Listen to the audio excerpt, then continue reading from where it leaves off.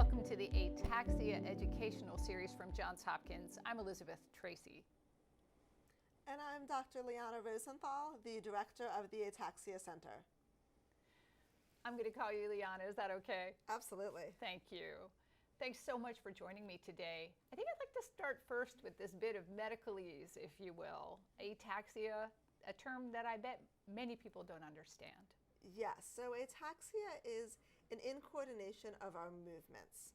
So what this means is if people have trouble with walking, they have trouble sometimes with swallowing or even with speech, they have trouble going to grab something because it's all about coordinating our movements.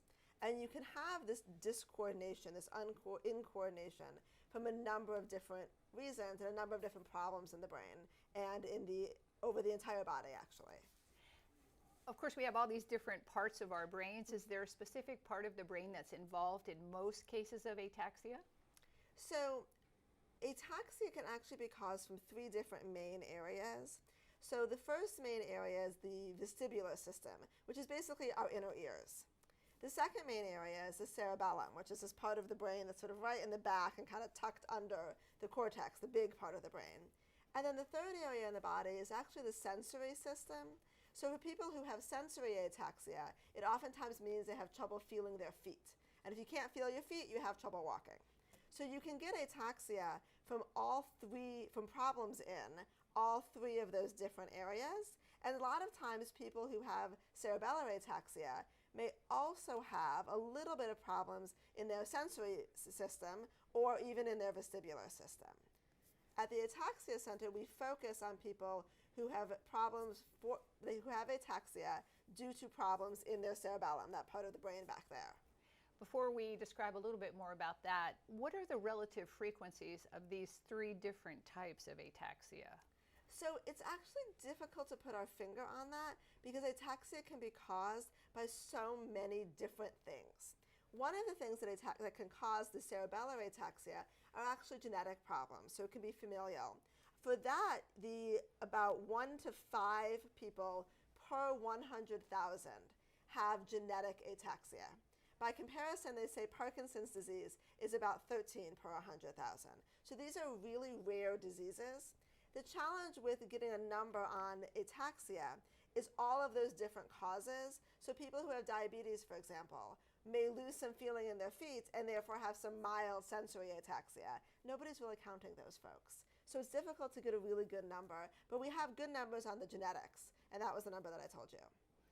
So then would you say that most cases of ataxia are because of problems in the cerebellum? Most cases of ataxia are probably not due to causes in the cerebellum. That's what we focus on in the Hopkins Ataxia Center, in part because we believe we have the expertise and the specialty to do so. But I would say more often people are off balance due to other problems, because that's what patients usually come to us for, is balance issues. And you can have balance issues from a whole host of problems. And it's our job in the Ataxia Center and your doctor's job at home to try to help figure out, why are you having these balance problems? Why are you having these speech problems? Is it due to the cerebellum? And if so, we have the expertise to help you. Okay, so then let's explore this issue of cerebellar ataxia a little bit more. How do you find out that that's what the problem is? So there's a couple of different ways. The main way is there's some clues on history that are really oftentimes classically cerebellar. And then there are also some things on exam that are classic cerebellar. And then finally, there are some imaging findings that we can look at. And if you like, I can run through each of those. That would be great. So in history, some of the things that I find are really classic is patients who describe lying down and looking up. So the people who are bench pressing. So you lie down and you're looking up at the bar, and that can be really dizzying for people who have cerebellar ataxia. So that's something that's classically cerebellar. Patients who describe a delayed focusing, so you move your head and it takes a moment for the world to come into focus. You should be able to move your eyes and things will focus pretty quickly. But if you move your head and it takes a moment, that's classically cerebellar. So those are some clues, and there's a lot more as well that we look for in terms of the history. On exam, there's a number of different things we look for, and a lot of it has to do with the cerebellum's role in modulating our movements. So if I'm going to grab my finger and my brain is telling me to grab my finger, my cerebellum is what makes sure I don't go past my finger or before my finger, but actually hit my finger. And if my finger is moving, my cerebellum is even more important in modulating exactly that I hit the right spot. And so a lot of our exam maneuvers and things that we see are related to testing how well people do with that movement. So we look at people's eye movements and we look to see, do they have, when they come back to their center point, do they go past the center point with their eyes, or do they hit right on the nose like they're supposed to? We also look at finger chase. So we move their fingers around like this, and do they, again, match our finger movements, or do they go past it or before it? We also listen to their speech, because people with cerebellar ataxia can have some speech problems as well. There's also, and then we look at their walking, of course, as well. Are their gait really wide-based? Because if you're off balance, all of us, to compensate, we make our feet wider. So you know this, that if you're walking on a really uneven surface, you might put your hands out to kind of keep your balance, and it's all ways of making ourselves bigger to help keep that walking. So those are all many of the things that we look at in an exam, and there's many more as well. And then in terms of the imaging, we look specifically at the cerebellum, and we look at its size, and then we also look for any other things. So some of the different causes of ataxia have some very specific findings on MRI, though those are few and far between. But with the MRI, we can also look to make sure you didn't have a stroke in your cerebellum that's causing these problems and things like that. I love the way that you described these findings that you see on exam. I'm sure that that makes a lot of sense to patients also.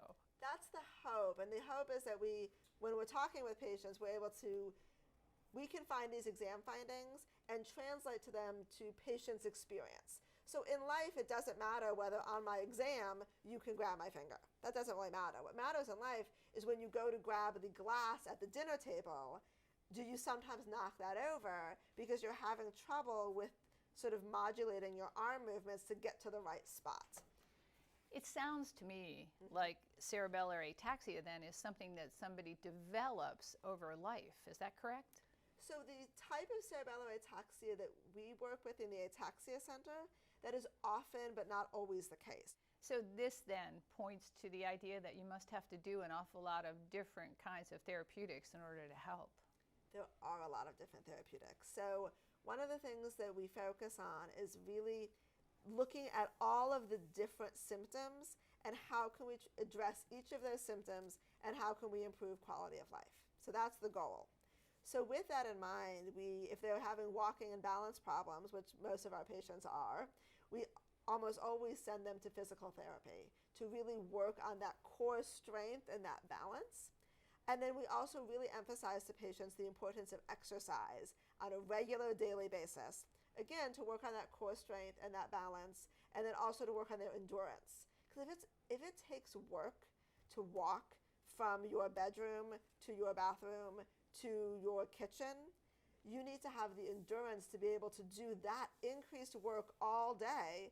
Plus, you may want to go to Target and walk around a Target and buy a few things. You need to have the endurance to do all of that, because doing all of those things is more work for our patients than it is for folks who don't have ataxia. So this multidisciplinary approach then is really important. Absolutely, because we also look at the walking and balance. We do our best to address speech issues as they come up as well. Swallowing issues are also really critical to address in terms of safety and also in terms of making sure patients are getting adequate nutrition. We also look at things such as their mood, and we also look at their cognition, because there's growing recognition of the role of the cerebellum in terms of mood and cognitive changes. And as these mood and cognitive changes impact patients, they also have a fundamental impact on patients' relationships with their spouses and their kids and their work and all of those things that you could imagine mood and cognition impacting. Are most cases of cerebellar ataxia progressive then? The cases that we focus on in the Ataxia Center really are what we call neurodegenerative, which is to say slowly progressive, getting worse over time, cerebellar ataxia. And we do that in part because we feel like we have the expertise to do our best to address both the etiology of their neurodegenerative cerebellar ataxia, so what causes it, and then also do our best to look at all of the different symptoms and problems they're having and figure out what needs to be addressed. What would you say is the outlook for someone who has cerebellar ataxia? It really depends on why they have it. And the frank answer is a lot of times we can't figure out why. I'd say about 50% of our patients, 40 to 50%, have an unknown cerebellar ataxia despite extensive workup. And amongst those patients, it varies. I have some patients who have had cerebellar ataxia for 30 or 40 years, and they walk into clinic, maybe with their walker, but nevertheless, they walk into clinic.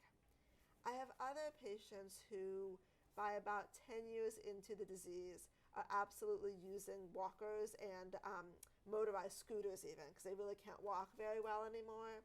And I have other patients who unfortunately have actually died due to complications of some of these cerebellar ataxias. So it's a really wide range depending on why somebody has this.